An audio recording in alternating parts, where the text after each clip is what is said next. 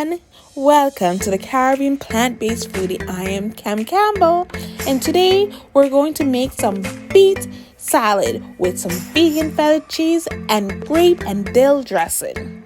But before we get into the video, please remember to hit that subscription button down below. Let's go. Can you feel the vibe? Give me that beat.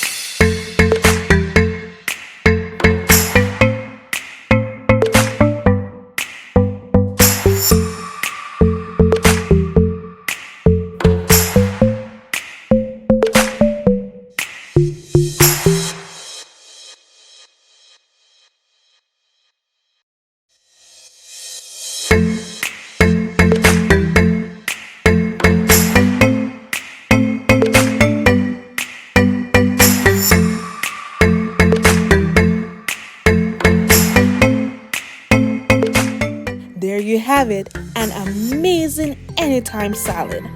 This easy, delicious beet salad with arugula, vegan feta cheese, red onion, walnut, and a grapefruit dill dressing is perfect for lunch or dinner. Yum! What do you think about this salad? Will you be making it? Thank you for stopping by. Remember to like, share, subscribe, and tell a friend and tell another friend. Until next time, walk good.